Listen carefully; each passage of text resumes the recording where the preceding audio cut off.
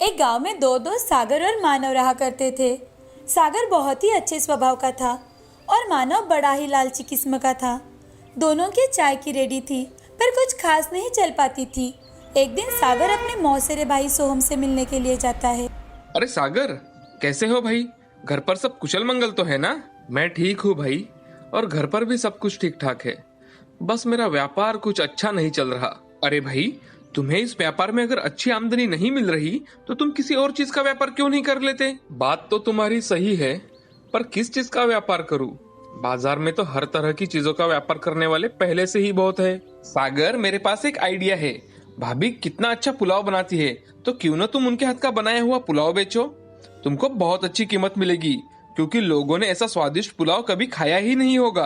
अरे हाँ सोहम, ये तो बहुत ही अच्छा आइडिया है। ये मैंने पहले क्यों नहीं सोचा?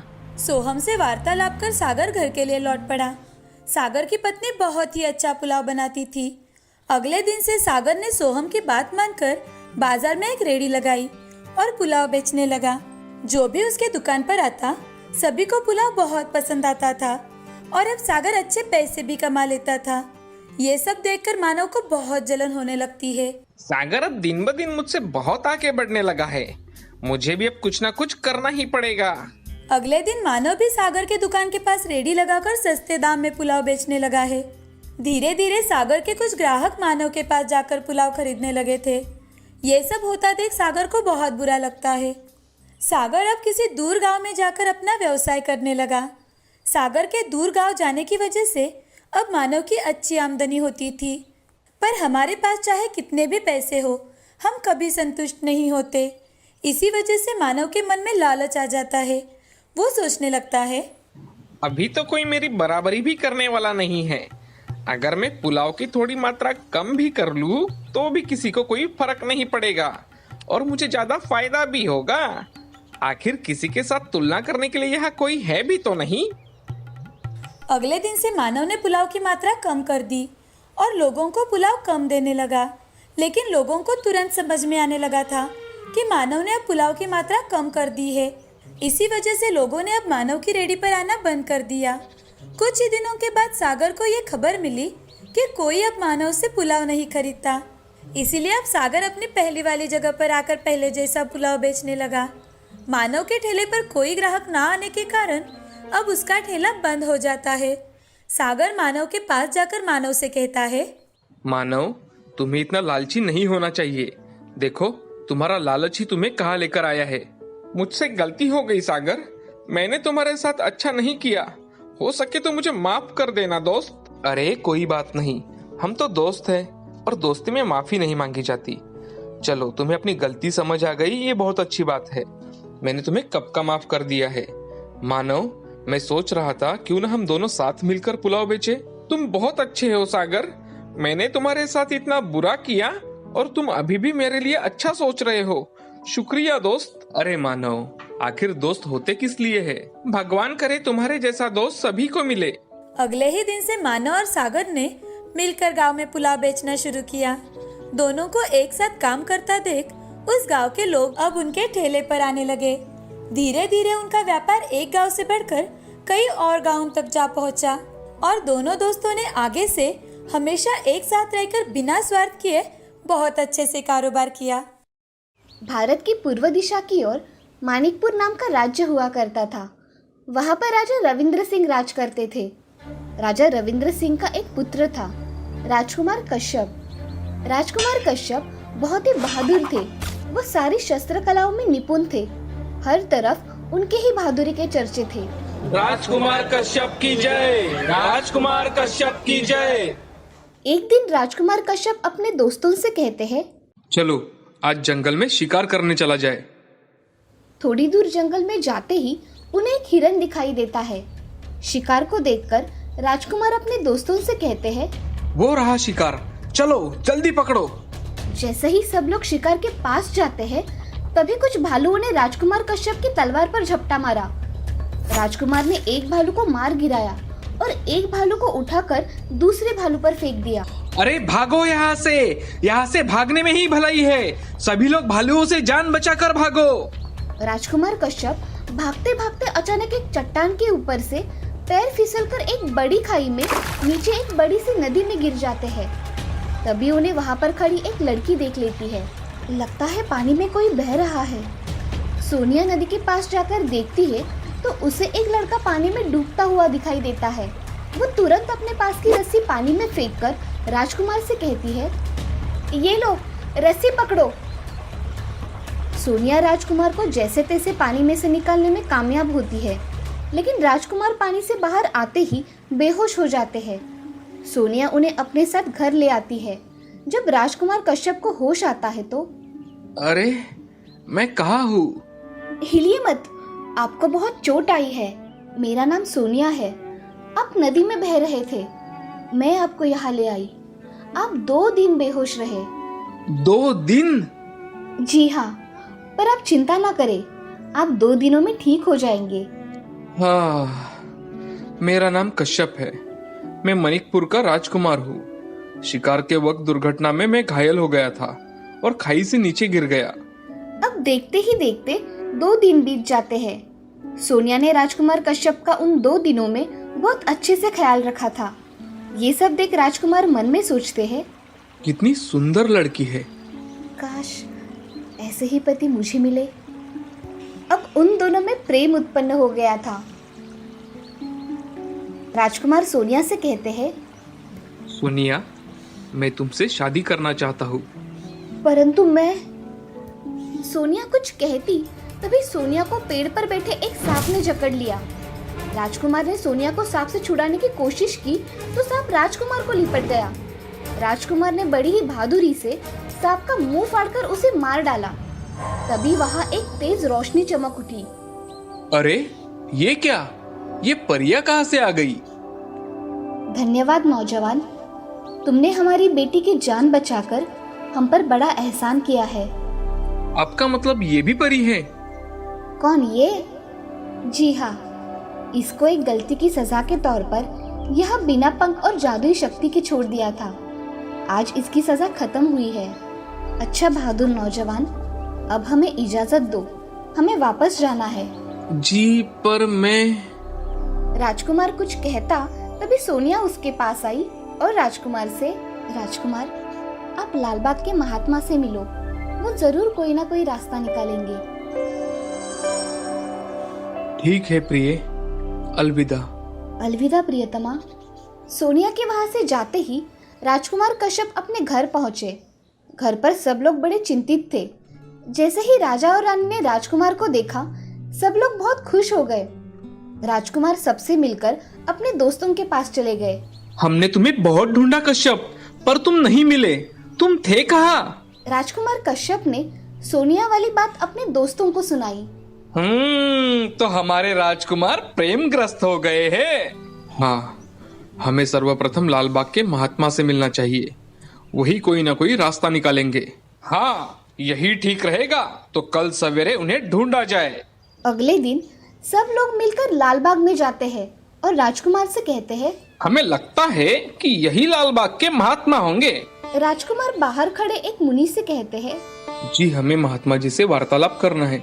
जरूर, पर आप जरा इंतजार करें। कुछ समय बाद महात्मा उनके पास आते हैं और उनसे, बोलो वत्स, हमसे क्या सहायता चाहते हो? राजकुमार ने पूरा किस्सा उन्हें कह सुनाया।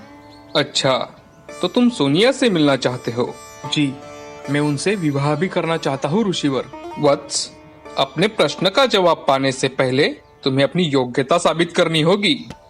तुम्हें इस वन के आतंक महाकाल रिच से मुकाबला करना होगा। जी ऋषिवर, जैसी आपकी आज्ञा। मैं रिच का मुकाबला करने के लिए तैयार हूँ। आप मुझे वहाँ ले चलिए। राजकुमार कश्यप और सभी लोग वन में रीछ के निवास स्थान पर जाते हैं। तभी ऋषि राजकुमार से, इस गुफा में महाकाल रिच का वास है। जाओ, उससे युद्ध करो। राजकुमार और उसके दोस्त उस गुफा में प्रवेश करते हैं। उनके सामने एक बहुत बड़ा भालू आता है और राजकुमार के ऊपर झपट पड़ता है।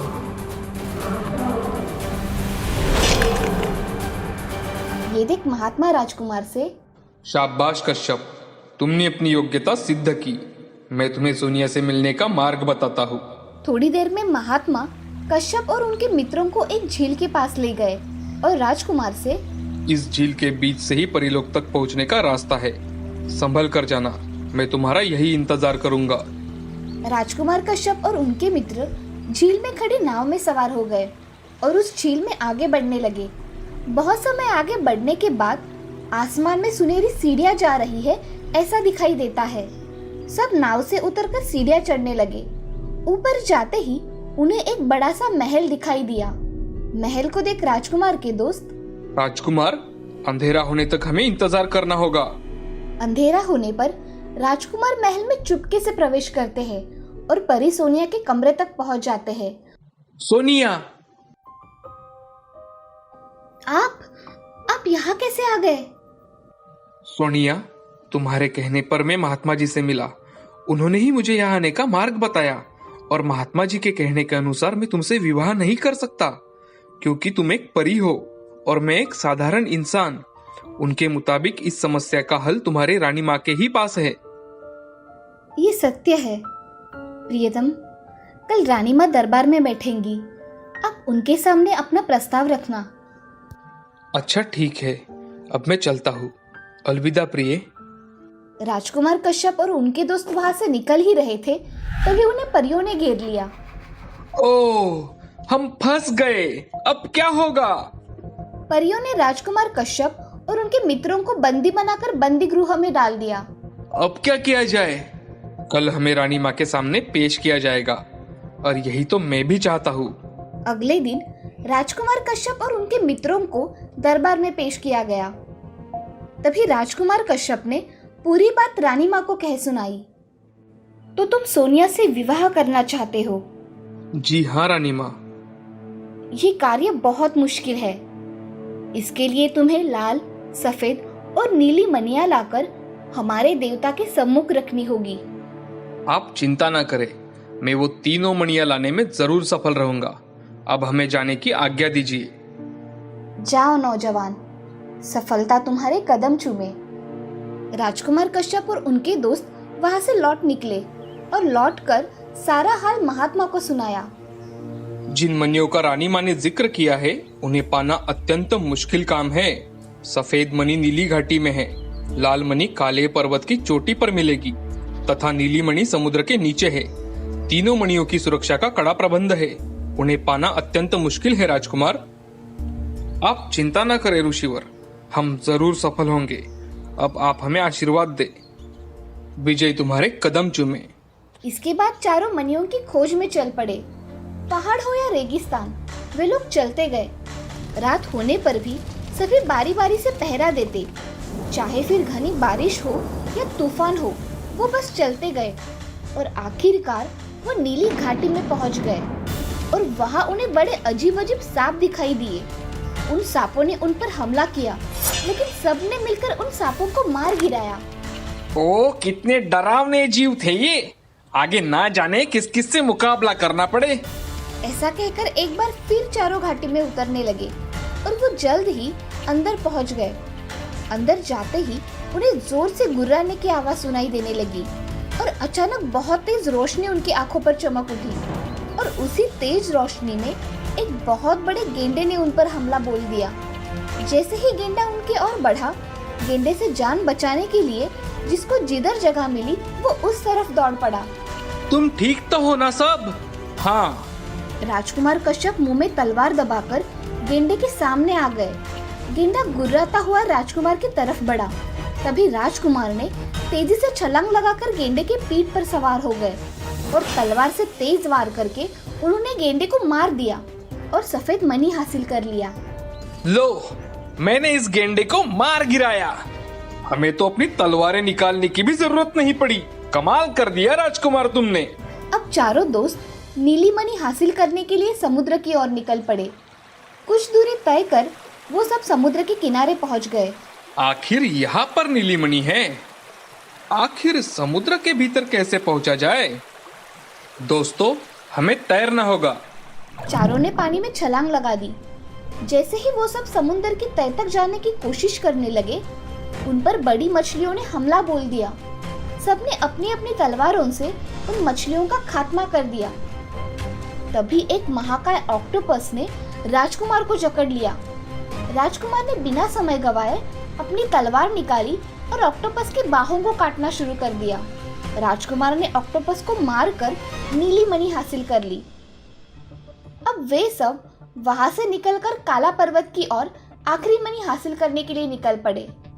जैसे ही वो सब काला पर्वत पहुंचे और देखा तो अरे ये लोग आखिर आपस में क्यों लड़ रहे हैं? अरे कैसी मारकाट मचा रखी है इन लोगों ने। तभी सिपाही वहां आ जाते हैं। पकड़ लो सबको। हमें क्यों? अरे अरे चुप, नहीं तो यही मार दूंगा। सिपाहियों ने उन्हें पकड़कर बंदी गृह में डाल दिया। ओह, हम फंस गए। अब क्या होगा? कोई बात नहीं, सेनापति जब आएंगे तो हम उन्हें अपना परिचय बताएंगे तो वो हमें जरूर छोड़ देंगे।